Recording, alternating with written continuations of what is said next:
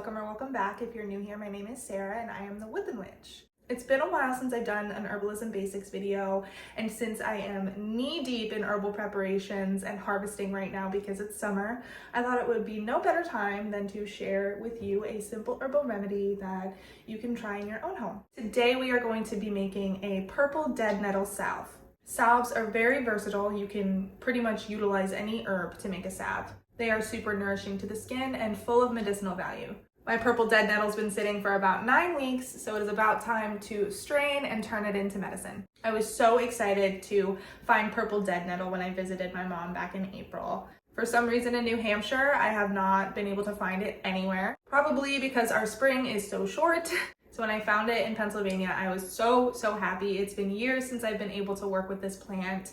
A salve consists of herb-infused oil, beeswax. You can add shea butter to it or another moisturizing component. I do not have any shea butter today, so I am just going to show you how to make it simply with 2 ingredients, your oil and some beeswax. So as I stated, the main component of a salve is the infused oil. There's many different ways to make infused oil, but I tend to go with the folk method, which I like to think of as low and slow. As I said, my dead nettle oil has been sitting for like 9 weeks. So it definitely is a slow process, but works great. Purple dead nettle is anti-inflammatory, it's antifungal, it is super nourishing to the skin. It can be placed on wounds and help stop bleeding. Tons of benefits for the skin, wounds, cuts, achy muscles, bruises. Today I am going to be showing you how to make an infused oil using yarrow, which also has very similar medicinal benefits. So when crafting oils, I like to use a 2-to-1 ratio of 2 parts oil to 1 part herb.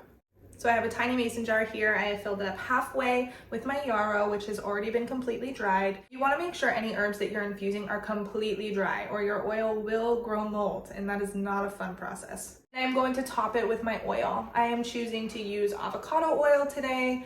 I love avocado oil. It's super moisturizing and nourishing to the skin. It helps protect the skin barrier. I'm using cold pressed and unrefined. That is just a preference for me. I tend to stay away from seed oils, mainly just because of how they're processed. They can sometimes have lingering contaminants. And that is just my personal preference, but you utilize what you have and what is accessible for you. I'm just going to top this completely with oil here, leaving about a 1/4 inch of headspace.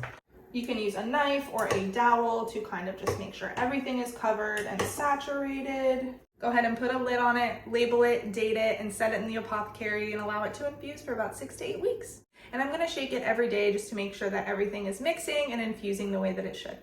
Now we can get into our salve crafting. So I am gonna go ahead and strain my purple dead nettle oil. I don't wanna utilize all of it, so I'm just going to measure out 1 cup of oil here.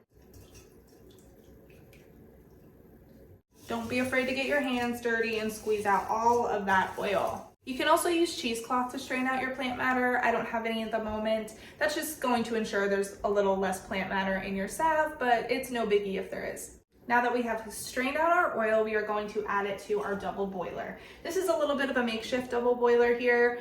It is just 1 pot inside of another. You're going to fill your bottom pot about halfway with water. You just want to make sure it's not overflowing when you place your other pot in there. Now you're going to add your oil into that top part of your double boiler. Now, like I said, this is a little bit of a makeshift one, so it's gonna be floating a little bit. Now, as I said, I'm using beeswax. I don't have any shea butter today, but if you are using shea butter, you're gonna wanna use about 3 tablespoons of your beeswax and 1 tablespoon of your shea butter. If you don't have shea butter, go ahead and do 4 tablespoons of the beeswax per 1 cup of oil. You want to heat this low and slow as well, so I would say medium to low heat until all of your ingredients are combined and your mixture reaches about 165 to 170 degrees. Now it's really important to let your mixture get to temp completely. If you do not, your beeswax will cool unevenly and it will create little pellets in your salve. It's not a huge deal if that happens, it's still perfectly good medicine. But to create a more evenly poured salve, you want to make sure that you hit the right temp and that you aren't pouring below 155 degrees. Now while this is melting, you can go ahead and get your salve tins ready. You can use any salve tins that you want. I'm in favor of the 2-ounce amber glass tins. I think that they're the perfect size.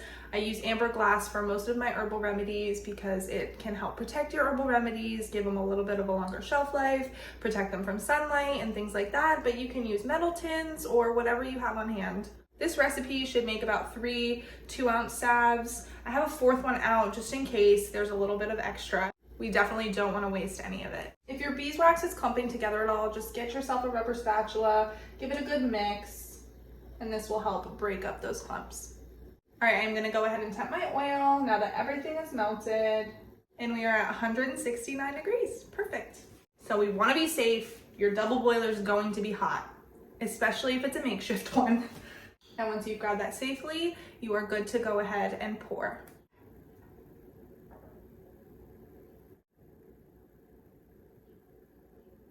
Okay, we actually ended up getting 4 full 2-ounce tins. You just want to leave these babies to cool on their own, undisturbed, and you definitely don't want to cover them yet. All right, magical beings, our salves have cooled. They turned out absolutely perfect, exactly how I wanted them to. Now, a couple things that you can add to a salve if you choose that I did not add here today is an essential oil. If you want to boost the scent a little bit, you can always do that. You can also add a little bit of vitamin E oil as a natural preservative. I hope this video inspired you to get crafting today. We are in the peak of summer and there is so many plant allies to utilize medicinally and magically. As always, thank you so much for being here, and I will see you in the next one.